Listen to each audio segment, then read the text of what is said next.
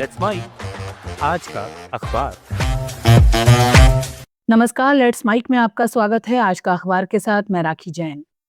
यहाँ हम देश दुनिया के सबसे बड़े और विश्वसनीय अखबारों से चुनते हैं वो रिपोर्ट्स जो सिर्फ खबर नहीं, आपकी समझ और सोच को गहराई देती हैं।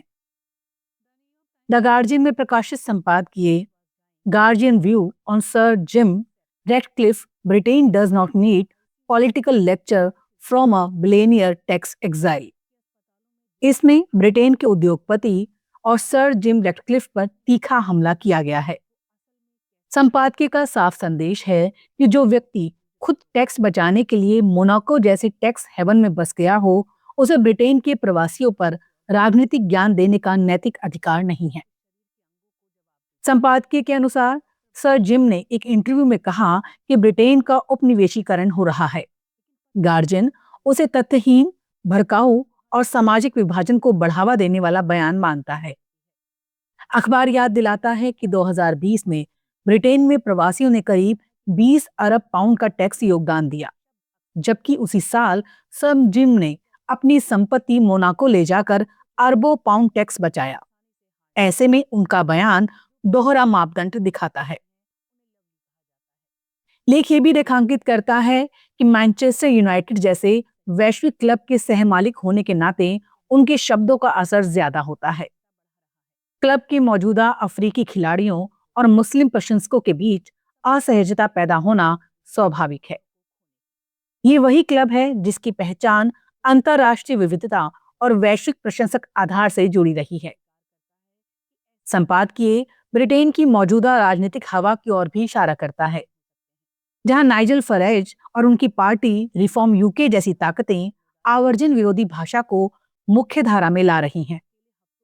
गार्जियन का कहना है, खुले विमर्श के नाम पर इस तरह की भाषा को सामान्य बनाना रोजमर्रा के नस्लवाद और विदेशियों के प्रति नफरत को बढ़ावा देना है।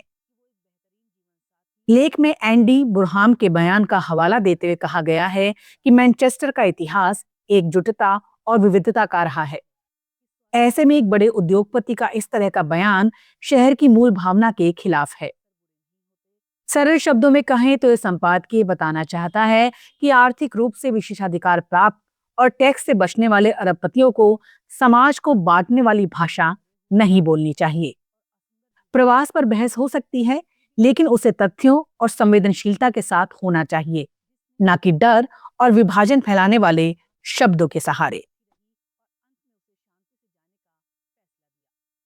द न्यूयॉर्क टाइम्स से प्रकाशित लेख AI companies are eating higher education. इसमें लेखक ने बेहद गंभीर चेतावनी दी है कि AI कंपनियां धीरे धीरे उच्च शिक्षा की दुनिया पर कब्जा जमाती जा रही हैं और इससे छात्रों की सोचने समझने की क्षमता कमजोर पड़ने का खतरा बढ़ रहा है। लेख का मूल भाव यह है कि शिक्षकों का कर्तव्य मानव बुद्धिमत्ता की रक्षा और विकास करना है, लेकिन मौजूदा हालात में वही बुद्धिमत्ता दबाव में दिखाई दे रही है। लेख में कहा गया है कि कॉलेज और विश्वविद्यालय या तो पीछे छूट जाने के डर से या खुद को आधुनिक दिखने की होड़ में AI कंपनियों से साझेदारी कर रहे हैं, लेकिन ये बराबरी की साझेदारी नहीं है। कंपनियां महंगे एंटरप्राइज अकाउंट बेच रही हैं, छात्रों को कैंपस एम्बेसडर बनाकर प्रचार करा रही हैं और मुफ्त सेवाओं के जरिए उन्हें अपनी आदत डाल रही हैं। उदाहरण के तौर पर ओपन AI के प्रमुख सैम ऑल्टमैन ने परीक्षा के समय छात्रों को ChatGPT+ मुफ्त देने की घोषणा की। वहीं गूगल ने भी प्रीमियम AI सेवाएं मुफ्त उपलब्ध कराईं। लेख के मुताबिक ये छात्रों को ग्राहक बनाने की रणनीति है। लेख ये भी बताता है कि AI कंपनियां सिर्फ टूल नहीं दे रही, बल्कि शिक्षा व्यवस्था के ढांचे में घुसपैठ करना चाहती हैं। दाखिले से लेकर अकादमिक सलाह तक चिंता यह है कि विश्वविद्यालयों को यह पता ही नहीं रहता कि छात्र कौन सा डेटा अपलोड कर रहे हैं और उसका इस्तेमाल कैसे हो रहा है। इससे गोपनीयता और शैक्षणिक ईमानदारी दोनों पर सवाल खड़े होते हैं।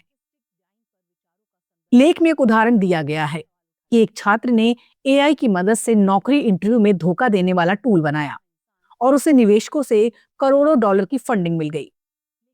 इससे संकेत मिलता है कि टेक उद्योग नैतिकता से ज्यादा चतुराई को बढ़ावा दे रहा है। साथ ही ये भी सामने आया कि ओपनएआई के पास ऐसा टूल था जो चैट जीपीटी से लिखे गए कंटेंट को लगभग पूरी सटीकता से पहचान सकता था, लेकिन प्रतिस्पर्धा के डर से उसे शिक्षकों के लिए उपलब्ध नहीं कराया गया। लेख का सार यह है कि अगर छात्र हर काम के लिए एआई पर निर्भर हो जाएंगे तो उनकी पढ़ने, सोचने और तर्क करने की क्षमता कमजोर पड़ सकती है। शोध भी संकेत देता है कि एआई के अधिक इस्तेमाल से लेखन की मौलिकता और गहराई घट रही है। लेखक का मानना है कि इतिहास गवाह है, लड़ाइयां तब हार जाती हैं जब हम बिना लड़े मैदान छोड़ देते हैं। विश्वविद्यालयों के लिए मैदान है मानव बुद्धिमत्ता। सरल भाषा में कहें तो ये लेख चेतावनी देता है कि तकनीक का इस्तेमाल जरूरी है, लेकिन अगर शिक्षा का नियंत्रण पूरी तरह एआई कंपनियों के हाथ में चला गया तो आने वाली पीढ़ी की सोचने समझने की ताकत खतरे में पड़ सकती है।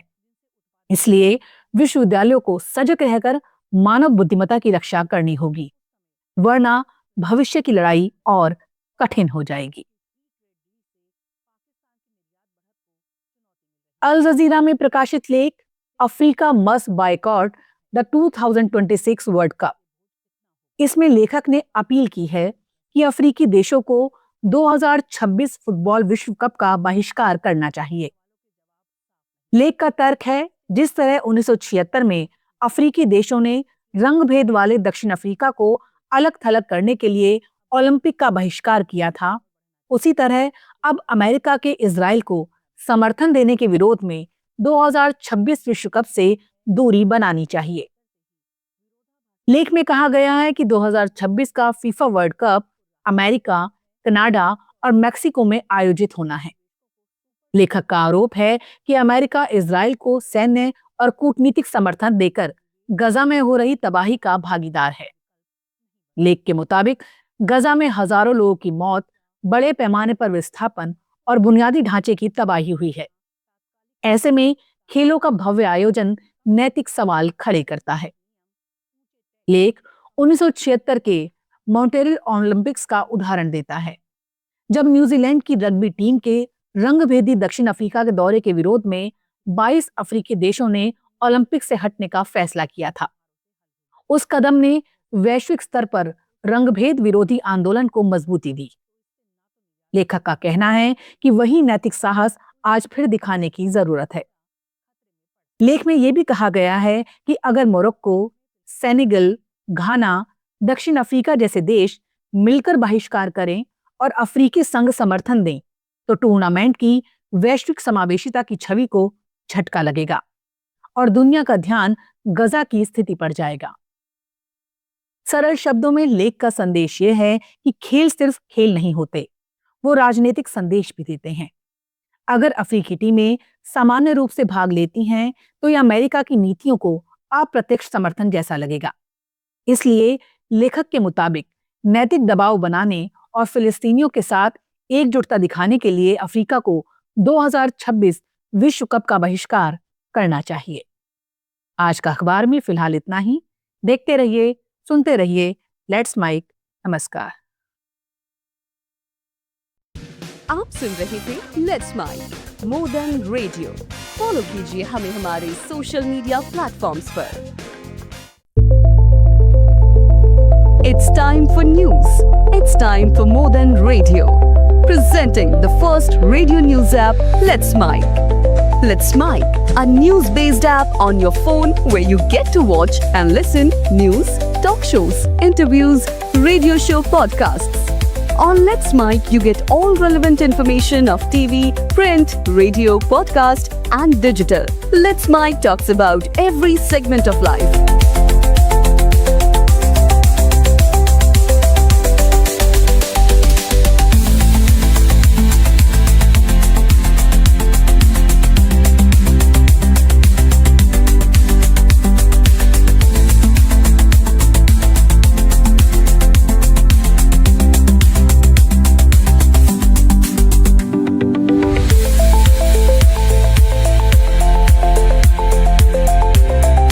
Download the app now from Play Store. Available both on Android and iOS mobile phones.